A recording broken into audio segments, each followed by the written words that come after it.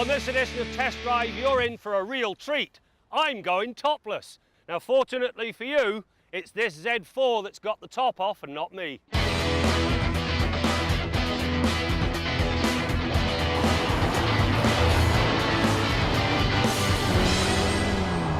Holding a button for 20 seconds sees the Z4 switch from cosy coupe to open-air roadster.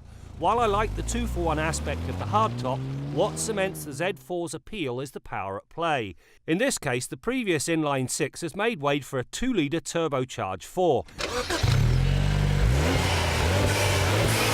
It delivers plenty of power, and not because of the 241 horsepower on tap, but because it twists out 258 pound-feet of torque anywhere between 1250 and 4800 RPM. As there's absolutely no turbo lag, the engine basically pulls from just off idle right the way through to the 7000 RPM red line. This willing work ethic sees the Z4 sprint from rest to 100k in 5.9 seconds, and it manages the more important 80 to 120 passing move in 4 seconds flat. This new 4-cylinder turbocharged engine has an upside and a downside. The downside is it's just not as smooth as BMW's legendary inline-6s. It also sounds a little gruff until it gets up into the rev range. Now, the good news, this engine, in spite of delivering better overall performance, actually consumes 20% less fuel than the outgoing 6-cylinder engine. Now, that's like having your cake and eating it too. It also explains why this engine will find its way under a lot of BMW hoods.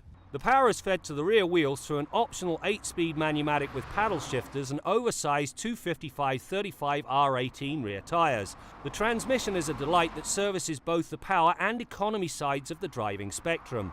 The first 6 gears key on performance, the top 2 promote fuel efficiency. In other words, the automatic transmission and its manual mode outstrips the manual gearbox in every meaningful way. Considering this is a hardtop, there's actually quite a lot of cargo capacity. With the roof upright, 10.9 cubic feet. Now, if you want to drop the roof, you put this protective cover in place. It looks after the luggage and it protects the roof. Now, the problem is it does cut the cargo capacity to 6.4 cubic feet, but that's not the real drawback. The drawback, a very narrow opening. So if you've got anything of substance to put in the trunk, you basically have to put the roof up, drop your stuff in, put the shield back in, go round to the front of the car, and now you lower the roof again. What a pain. As with many BMW offerings, the Z4 comes with drive experience control. A button allows the driver to retune the engine, steering feel, and automatic transmission to suit the tone of the drive. Comfort softens the throttle and sees the box upshift early to promote fuel economy. The Sport mode ramps up the throttle response, stretches out the shift points to emphasize performance, and firms the steering's feel. The Sport Plus setting does the same things, as well as disengaging the traction control system. It all works very nicely indeed. Now, this BMW Z4 is very nicely equipped, and so it should be. There's almost $14,000 worth of options on it. Forget the lot, just take the automatic transmission and the Sport package. You get nicer wheels and tyres and these wonderful seats, and you're only spending about $3,500. And while I'm on the warpath, well, there's 2 other things I didn't care for.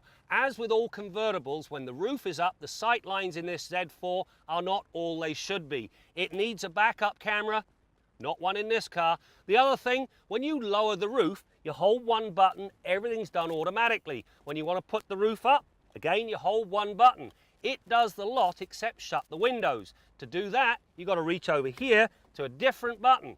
Why? When it comes to handling, the Z4 is very nicely dialed in. As the riders sit well back in the chassis, it's as though the car rotates about the driver's natural yaw sensor, one's posterior. This delivers exceptional feedback. The fact the steering is perfectly weighted and supremely balanced in its performance makes the Z4 a very easy car to drive to its considerable limit. Helping matters is the fact the new engine is now shorter, and so less of it sits ahead of the front axle, which serves to reduce understeer and sharpen things even more. Nice brakes. This new BMW Z4 is an absolute delight. not only do you get 2 cars for the price of one, a cozy coupe and an open-air roadster, you get better performance and better overall fuel economy. Now, if I were buying, forego some of the packages. You do that, you'll save yourself a whole bunch of coin and you will not kill this car's innate charm.